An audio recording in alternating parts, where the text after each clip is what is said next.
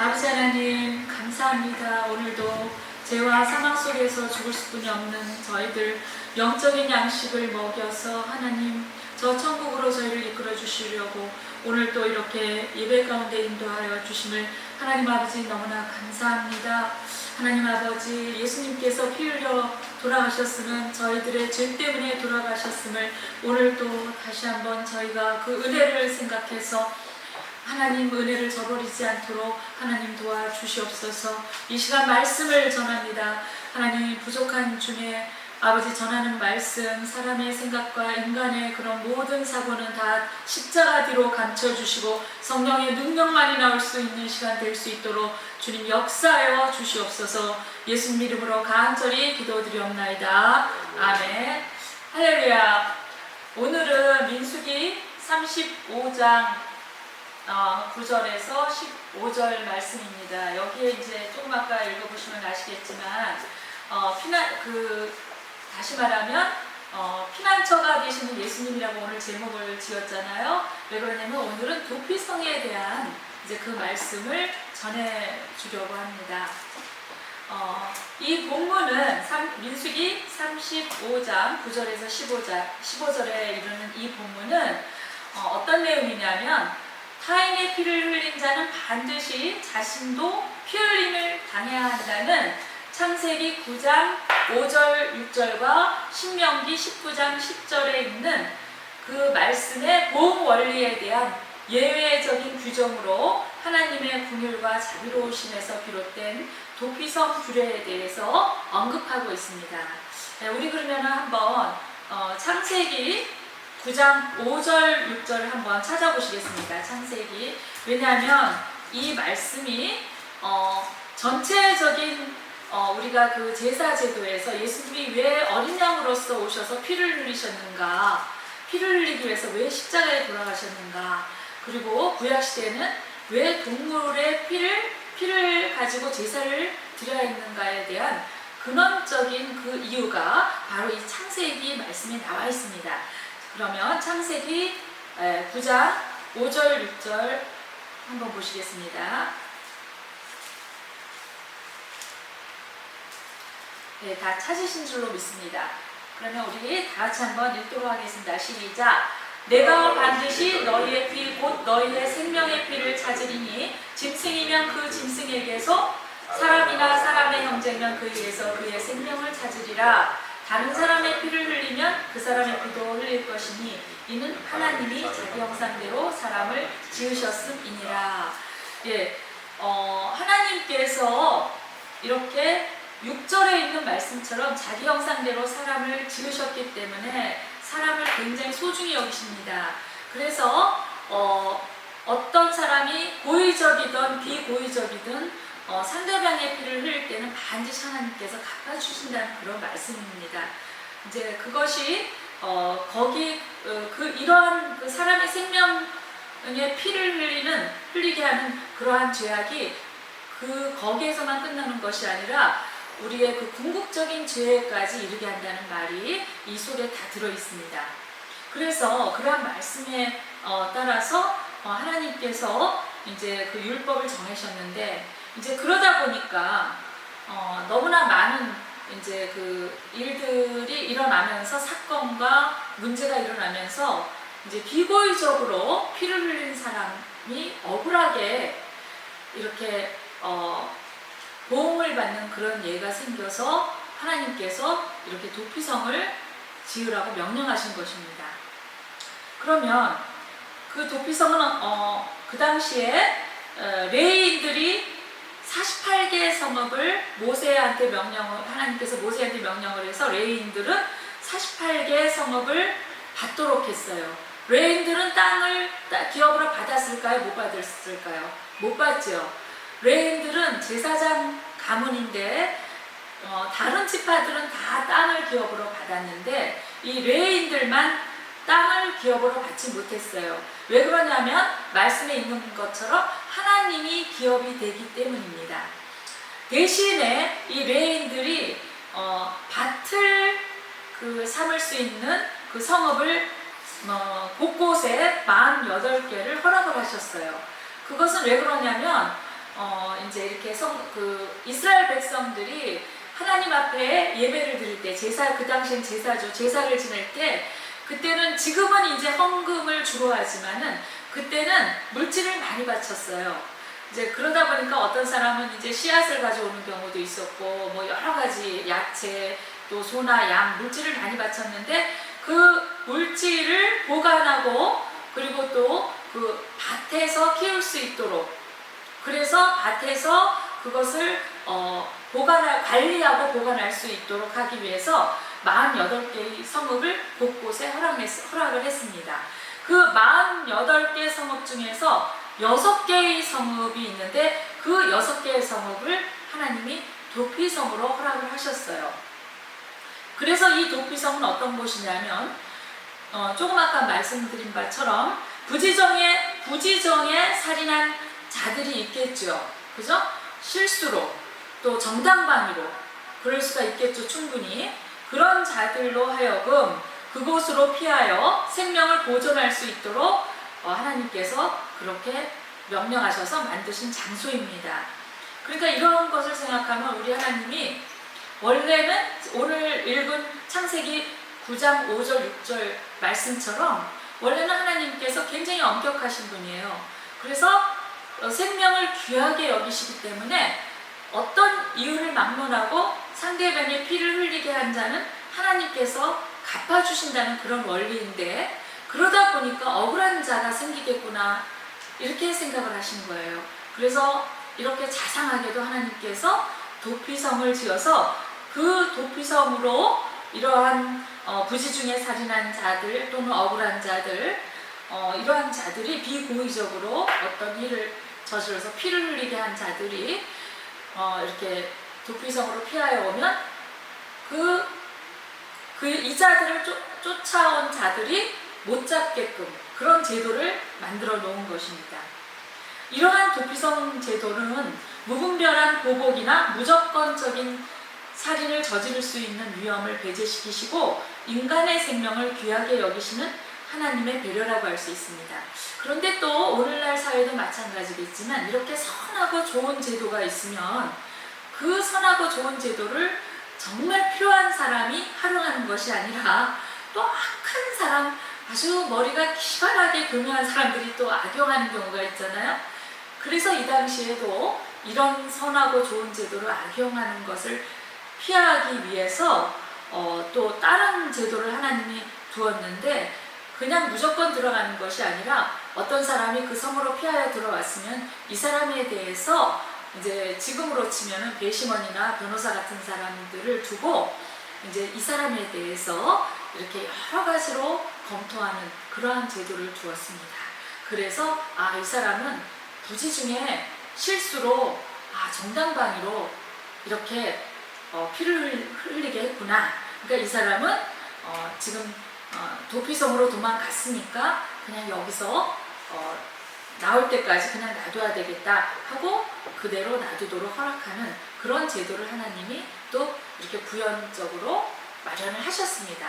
그러니까 우리 하나님이 굉장히 섬세하고 치밀하고 자상하신 하나님이에요. 그래서 저는 가끔가다 이렇게 성경을 제가 제대로 잘 알지 못하는 부분이 너무나 많지만 이렇게 성경을 부분적이라도 꼼꼼하게 살펴봤을 때 참 정치가들이, 오늘날 정치가 너무나 혼란하고 예전부터 그랬죠. 왕이라는, 우리 성경을 보면 왕이라는 제도를 두면서부터 사람들이 하나님을 하지 않고 왕을 의지하다 보니까 이렇게 정치라는 것이 생기고 그리고 굉장히 혼란하게 된 것입니다. 그래서 오늘날 정치하는 사람이라도 비록 이 몇천 년 된 성경이지만 이 성경 속에서 이 성경의 진리대로 만약에 정치를 한다면 얼마나 좋을까라고 저는 생각을 많이 했습니다. 자세히 보시면 아시겠지만은 상속법도 나오고 토지분배법 많은 것들이 나옵니다. 정말 기가 막혀요, 우리 성경이. 그래서 성경에 다 해답이 있는데 하나님을 의지하지 않는 게 문제가 되는 것이죠. 그럼 오늘 이 도피성은 그러한 무분별한 보복이나 무조건적인 살인을 저지를 수 있는 위험 때문에 하나님께서 이렇게 이런 제도와 이러한 장소를 정해 놓으셨는데, 좀 더 정확하게 이유를 말씀드리면 국가가 생성되기 전에는 인과응보에 기초한 그런 보복행위가 사회를 유지하는 필수적인 조치였어요. 고대 사회나 우리 역사를 보면 마찬가지예요. 이스라엘 민족의 역사뿐만 아니라 다른 나라의 민족도 보복제도가 반드시 있었습니다. 그러면 이스라엘 민족의 그 율법 중에 그 보복제도 중에 어떤 것이 있어요? 이는 이로, 눈은 눈으로. 근데 예수님께서는 신약에 와서 뭐라 그러셨어요? 너희가 말씀 중에 눈은 눈으로, 이는 이로라는 말씀을 들었으나 그러나 내가 너희에게 말하노니 원수를 사랑하라 그러셨어요.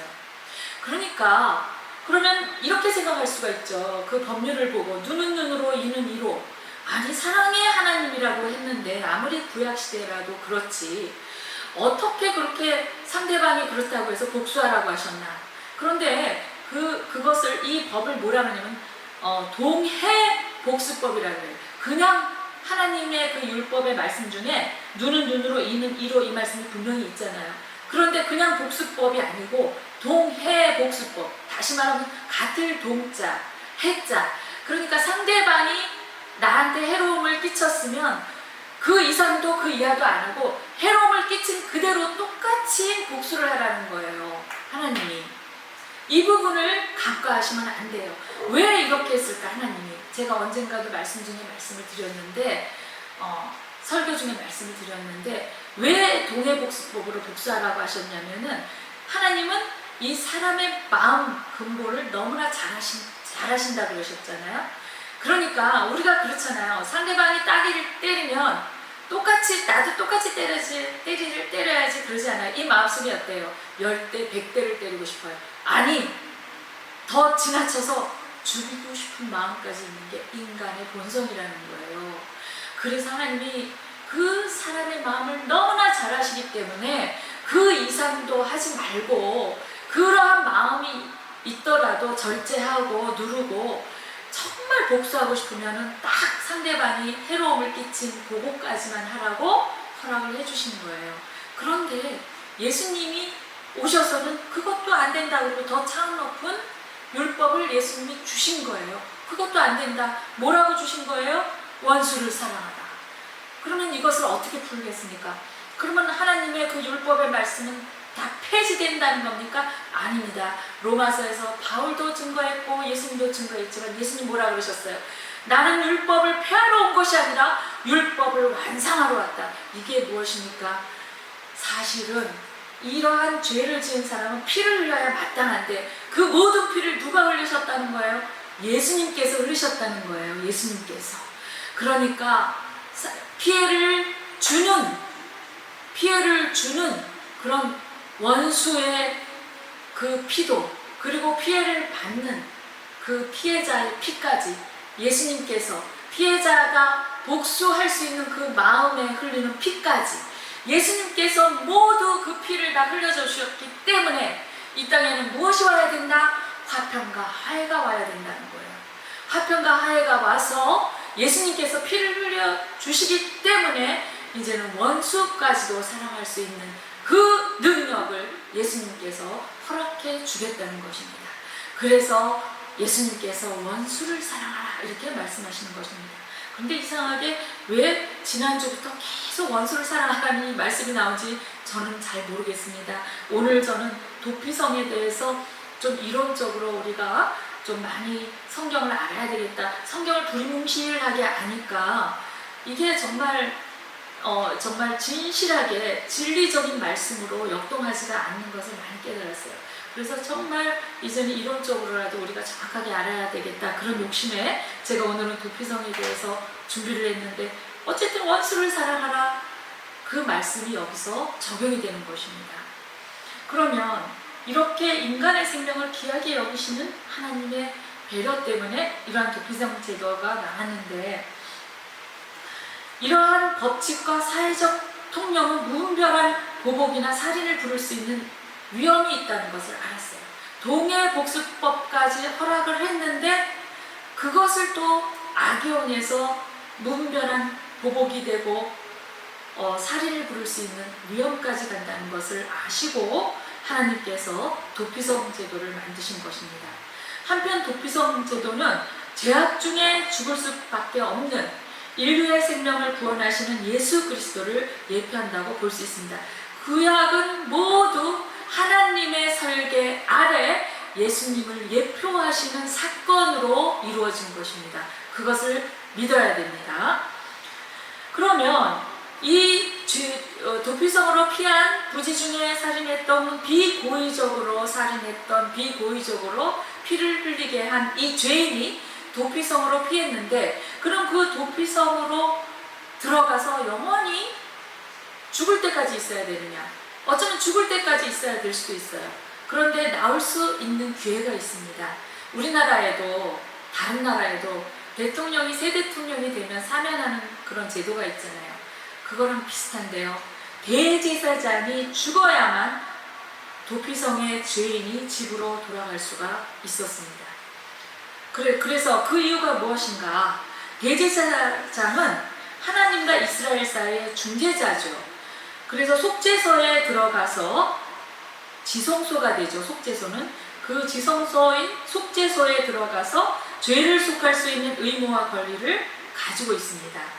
레위기 16장에 다 나와 있습니다. 그렇기 때문에 그의 죽음은 대속의 피 흘림으로 간주되었습니다. 그리고 이 피 흘림은 죽음은 오직 죽음으로만 속할 수 있다라는 그 창세기 9장 6절의 그 말씀의 원리를 만족시키는 것으로 받아들여졌습니다. 결국 대제사장의 죽음은 누구 대신 죽었다고 보는 거예요? 죄인 대신에 죽었다고 보는 거예요. 그래서 이 대제사장이 죄인의 죄를 다 짊어지고 죽었기 때문에 대제사장이 죽을 때 죄인도 거기서 당당하게 나올 수 있다는 거예요. 아무도 건들지 못한다는 것입니다.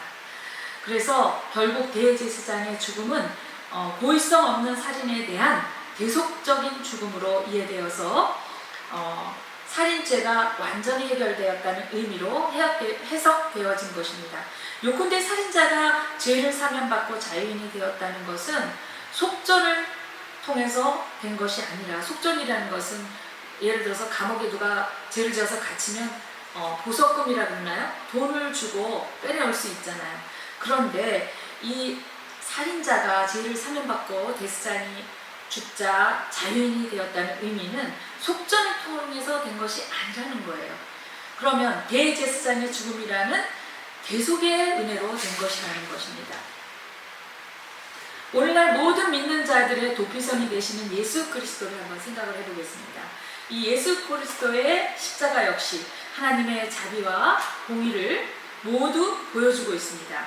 즉 예수 그리스도의 십자가는 죄악으로 인하여 영원한 지옥의 형벌을 받을 수밖에 없는 자들의 죄를 대속하여 형벌을 면하게 하고 영생을 얻게 하는 곳이라는 점에서는 하나님의 자비를 보여주고 있습니다. 그러나 인간의 죄값을 치르기 위해서 하나님의 독생자이시며 또한 하나님이신 예수 그리스도께서 못 박혀 돌아가신 것이라는 점에서는 죄에 대한 대가를 반드시 치르게 하시는 하나님의 공의를 보여주시는 곳이기도 합니다. 예수 그리스도의 십자가는 단지 인간을 위해서 당신의 독생자까지도 아낌없이 내어주신 하나님의 자비와 사랑을 보여줄 뿐만 아니라 또한 당신의 독생자를 통해서라도 반드시 죄값을 치르게 하신 하나님의 엄격하신 공의를 보여줍니다. 이 점을 절대로 놓쳐서는 안 됩니다. 우리가 십자가에 은혜할 때는 거기는 하나님의 은혜와 자비가 있지만 거기는 우리 인간이 피를 흘려야 되는 반드시 피를 흘려야 되는 그런 법칙이 있는데 그래야만 인간이 사는데 인간이 그럴 수 없기 때문에 하나님께서 독생자 아들을 결국은 피 흘리게 하시는 데까지 이르는 하나님의 공의가 있다는 것을 반드시 잊어서는 안 됩니다. 따라서 성도는 십자가를 대할 때 결코 자비와 사랑이라는 일면만을 보게 될 때는 하나님을 두려워하지 않고 방종하게 되는 것입니다. 오늘날 한국교회가 믿지 않는 자들에게 본이 되지 못하고 지탄의 대상이 된 것도 예수 그리스도의 십자가는 단지 자비와 사랑의 상징으로만 보고 방종하였기 때문이라고 저는 생각을 합니다. 이제 우리는 그리스도의 십자가가 보여주는 또 다른 일면에 주목해야 합니다. 즉 하나님 아버지의 독생자를 십자가에 못 박아서라도 반드시 죄의 대가를 치르게 하시는 하나님의 엄정하신 공의를 인식할 수 있어야만 한다는 것입니다. 그리할 때 우리는 비로소 하나님을 두려워하며 하나님의 법에 순종할 줄 아는 자들이 될 것입니다. 그러면서 마지막으로 우리가 이 도피성이 몇 개 있는가 그랬죠? 아까 6개라고 했습니다. 레위인들이 갖는 성읍은 48개인데 그 48개 중에서 6개는 도피성이라고 했어요. 그 도피성의 위치가 어디냐면은 요단강 있잖아요. 요단강. 사해가 있고 위에 갈릴리 호수가 있으면 그 가운데가 요단강이잖아요. 그러면 요단강의 좌측에 3개, 요단강의 우측에 3개, 좌측에 3개, 좌측에 3개, 우측에 3개 이렇게 6개가 있습니다.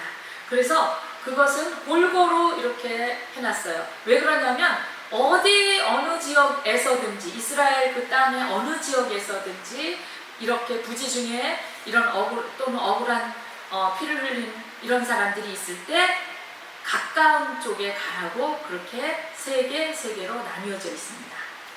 자, 그러면 이 6개는 요단 서편에는 게데스, 3개, 헤브론. 그 다음에 요단 동편에는 베셀, 길라라못, 골라 이렇게 됩니다. 원래 이제 이거는 그 히브리어로 된 지역 이름인데 이제 우리말 표기로 게데스 뭐 이렇게 3개 이렇게 표기한 거 아시죠? 그러면 그 게데스는 어떤 뜻인가 히브리어로 이것은 코데시라는 히브리어에서 왔는데 코데시 성결, 지성소, 거룩한 곳 이런 뜻이라고 합니다. 지성소에서 거룩한 하나님은 우리가 그 성막이 있죠. 성막이 이스라엘 백성들이 옮겨 다닐 때마다 성막을 쳤잖아요. 천막으로 그죠? 성막 그 하나님이 모세한테 가르쳐 준 방식대로 성막을 했는데 그 성막에 딱 들어오면은 어떻게 돼 있냐면 한 3분의 2 정도 이렇게 해갖고 3분의 1 정도는 지성소고 3분의 2는 성소. 그래서 성도들이 밖에서 동물을 잡고 근데 성도들을 잡는 게 아니라 성도들이 동물을 가지고 오면 제사장이 동물을 잡고 거기서 피를 이제 담아서 제사장이 지성소에 가져오고 그 다음에 나머지 다리라든가 이런 부위는 이제 번제단에서 태우고 그 다음에 이제 그 제사장이 이제 이렇게 성전에 들어오고 그 다음에 지성소에 들어오죠. 그래서 우리가 하나님 앞에 예배를 드릴 때는 이 지성소까지 와야 되는 거예요. 지성소에는 무엇이 있냐면 언약궤가 있습니다. 언약궤는 하나님을 의미하고 있습니다. 그래서 지성소까지 와야 하나님을 만나는데 어떤 성도들은 성전까지도 못 오고 바깥에 뜰이 있다고 그랬어요. 뜰만 밟고 가는 성도들이 있다고 그랬어요. 그리고 어떤 성도들은 성전까지만 오고 돌아가는 성도들이 있다고 그랬어요. 그건 아무 의미가 없다는 거예요. 이왕에 예배 드리러 왔으면 지성소까지 지금은 예수님이 우리를 위해서 피를 흘려서 돌아가셨기 때문에 만인 제사장의 시대라고 그러잖아요. 그러면은 만인 제사장인 우리가 성전에 와서 예배를 드리면서 지성소까지 와서 하나님을 만나고 가야 된다는 것을 의미하고 있어요. 그건 무엇이에요? 진정으로 마음이 찢어지고 동물이 거죽이 벗겨지고 토막이 나고 피를 흘리는 것처럼 나의 모든 것을 찢어서 마음을 찢고 겉을 찢고 다 찢어서 하나님 앞에 모든 죄를 쏟아놓고 회개를 하고 진정한 용서함을 받고 하나님을 만나고 돌아가야 된다는 것을 뜻하고 있습니다. 그렇게 해야만 진정한 예배가 된다는 것이겠죠. 그리고 거듭나고 새 사람이 된다는 것을 의미하고 있습니다. 그래서 첫 번째 이 코데시는 성결, 지성소, 거룩한 것. 죄인이 지성소에서 속죄를 받는 것처럼 도피성에 들어간 죄인들이 예수님의 피로 속죄함을 받게 되는 것을 의미합니다. 그 다음에 두 번째는 골란이라고 있다 그랬죠. 이 골란은 갈라라는 히브리어입니다. 발가벗기다, 밝히다, 알게 하다, 드러내다. 이 말의 의미가 무엇인지 알게 되겠죠. 우리 예수님 안에 들어오면 어떻습니까? 모든 죄인은 자신들의 죄가 발기발기 벗겨집니다. 벗겨져야만 됩니다. 정말 사람들 앞에서는 우리가 숨길 수는 있어요. 그런데 하나님 앞에서는 숨겨서는 안 된다는 것을 말하고 있죠. 발가벗겨지듯이 모두 하나님 앞에는 죄가 드러나야 된다는 것입니다. 그리고 모두 드러나게 돼 있습니다. 하나님 앞에 밝히 알려지게 되고 자신이 죄인이라는 것을 깨닫게 됩니다. 또한 주님은 십자가에서 자신이 죽으심으로 죄인이 죄가 없다고 선포해 주시기까지 그렇게 다 죄가 벗겨져야 된다는 것을 뜻하고 있습니다. 죄인을 드러내게 해주신다는 것입니다. 나의 모든 죄가 예수님께 전가되고 또 주님의 의로움이 나에게 전가된다는 것입니다. 우리는 이것을 깨닫고 주님을 섬기게 되는 것입니다. 세 번째는 길라 라못, 이것은 자랑하다, 양육하다, 세우다, 높아지다. 그래서 이 모든 단어, 이것은 합성어인데요. 길라 라못, 이것은 이제 갈랄과 에드라는 합성이에요. 합성. 한 단어가 아니라 합성어인데, 갈랄은 옮기다, 굴리다, 떠나게 하다. 자, 수치를 굴리다라는 말이 직접 나오죠, 성경에. 우리가 죄로 인한 어떤 수치, 어떤 그런 악독한 것, 어떤 모든 것들, 그런 것들이 굴러간다, 옮겨졌다, 이런 말이에요. 그래서 또 에드라는 말은 증거, 증인. 그래서 이 모든 단어가 합성된 것이 바로 길랏 라못인데, 이 도피성에 들어간 자는 하나님 안에서 양육을 받아서 말씀으로 새롭게 되고 영적으로 세워지며 높아져서 하나님과 주님을 자랑하는 자가 된다는 것입니다.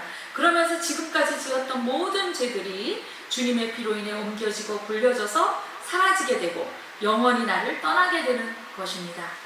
네 번째 베셀이라는 도피성은 루벤 지파의 도피성인데요. 이것은 바차르라는 히브리어에서 왔습니다. 삭제하다 또는 절단하다, 베어내다, 경고하다, 은밀하니. 삭제하다, 절단하다, 베어내다는 알겠는데 경고하다, 은밀하니, 이것이 어떻게 연결될까? 이 히브리어는 그 언어 자체가 살아있다고 하더라고요. 이것이. 그것은 또 다음에 제가 이제 말씀드릴 게 있으면 말씀드리는데, 언어 자체가 살아있고 이 뜻이 한 단어에 여러 가지 복합적으로 들어있는 경우가 있어요. 지금 여기서도 삭제하다, 절단하다, 베어내다 비슷한 뜻인데, 경고하다, 은밀한 일, 이런 명사형과 동사형이 같이 들어있어요. 이것은 무슨 뜻이냐면, 이 도피성에 들어오는 자는 모든 죄가 삭제되고 절단되어서 세상에 잘못된 것들을 베어내는 곳입니다. 세상의 정욕들을 끊어버리고 오직 예수님의 은밀한 일들을 하게 된다는 뜻입니다. 또한 영원히 견고해져서, 그러니까 우리가 어떤 죄를 끊어내고 절단되고 여기까지만 가면은 하나님의 능력이 임한 거예요. 그런데 이 죄라는 것은 나중에 영적인 깊이에 들어가면은 다 경험하고 아시겠지만은, 이 죄가 우리를 유혹하고 미혹할 때 죄가 힘이 있어요. 또 선도 힘이 있어요. 그 하나님의 능력이에요. 근데 죄가 힘이 있어요. 왜 그러냐면 그것은 사단이 하는 역할이기 때문에. 제가 이 말을 왜 하냐면은, 우리는 하나님의 도움을 받아야 된다는 거예요. 하나님의 도움이 없이는 이 죄를 끊을 수가 없습니다. 그래서 겸손하게 하나님 앞에 무릎을 꿇고 도움을 구해야만 죄를 끊을 수 있다는 것을 의미하고 있어요. 사단이 뒤에서 조정하고 그 역할을 하기 때문에, 물론 사단도 다 급이 있습니다. 레벨이 있습니다. 우리가 천사도 레벨이 있듯이 사단도 조종하는 그 악한 영, 귀신들의 급이 있어요. 그것이 크면 클수록 굉장히 힘들어요. 그거 끊어내기가 힘들어요. 우리 모두는 다 그런 속에 있어서 우리로서는 능력이 없기 때문에 하나님을 의지해야만 된다는 것을 의미하고 있습니다.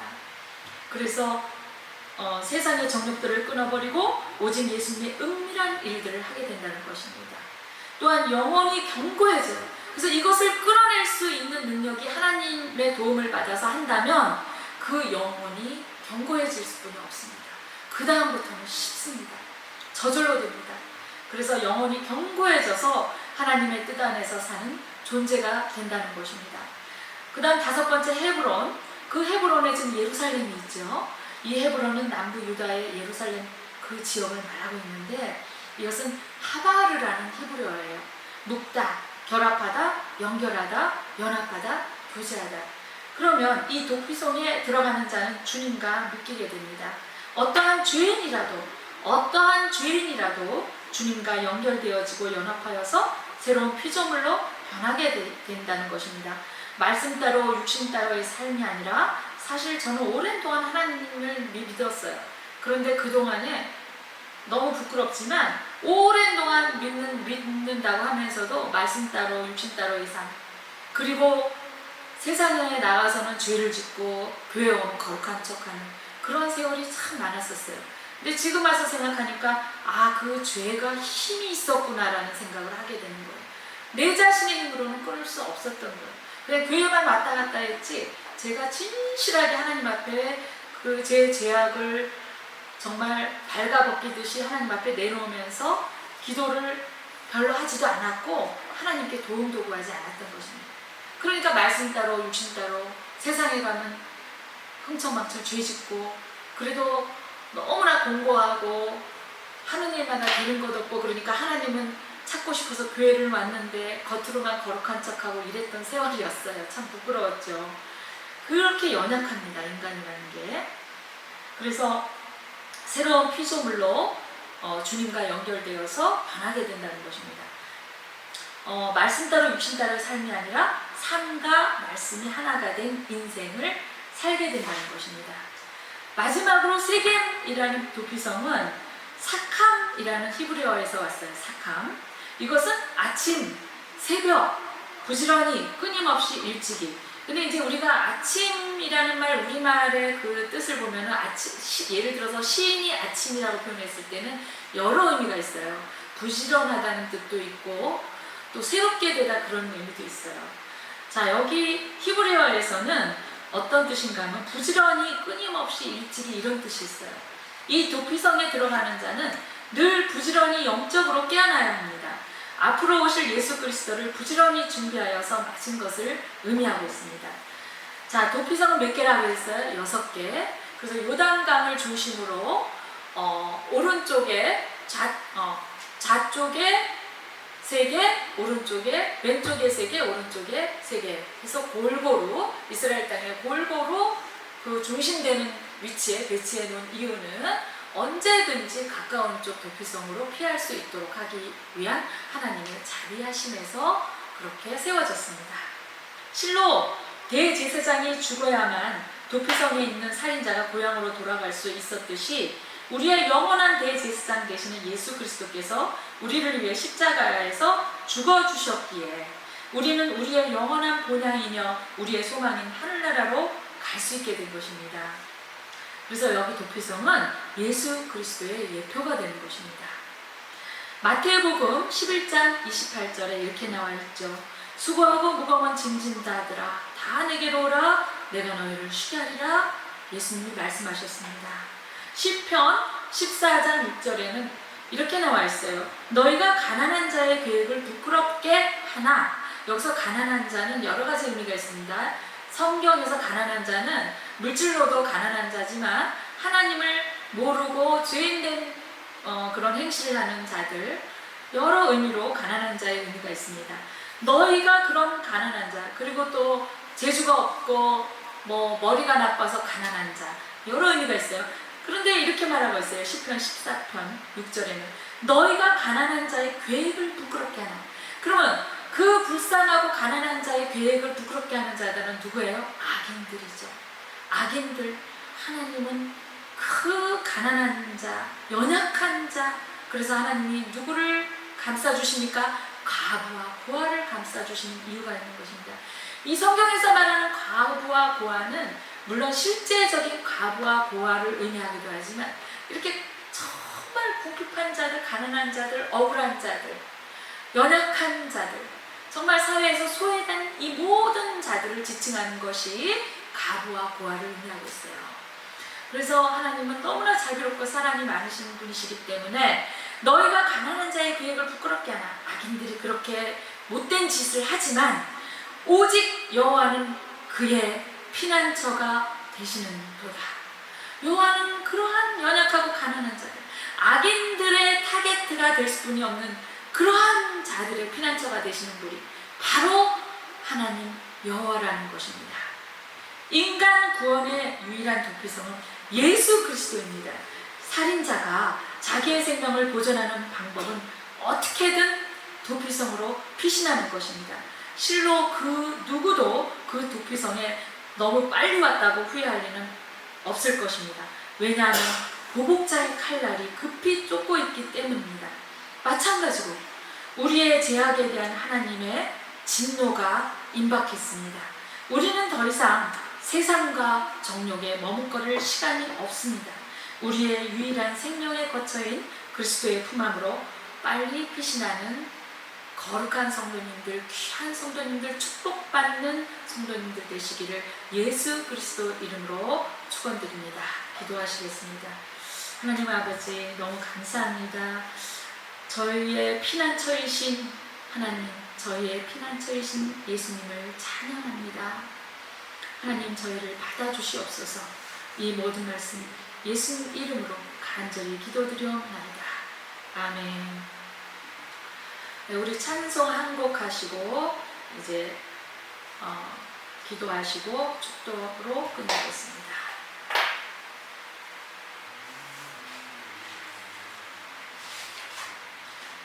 네, 아는 찬양인지 모르겠는데요. 혹시 모르더라도 우리 한번 좀 배워보면서 하면 좋겠습니다. 모르는 찬양이 참 많아요, 솔직히.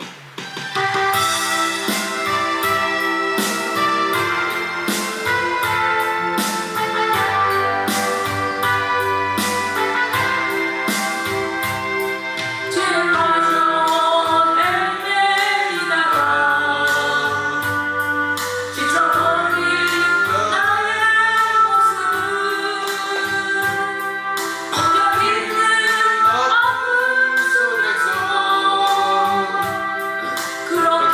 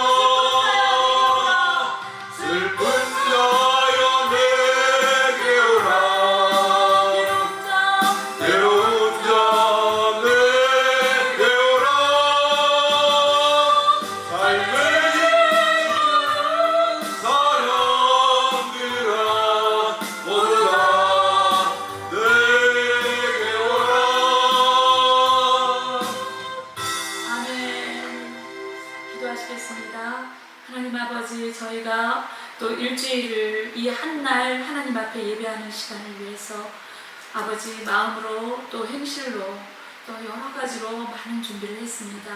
이 모든 것들을 이 시간 하나님 앞에 바칩니다.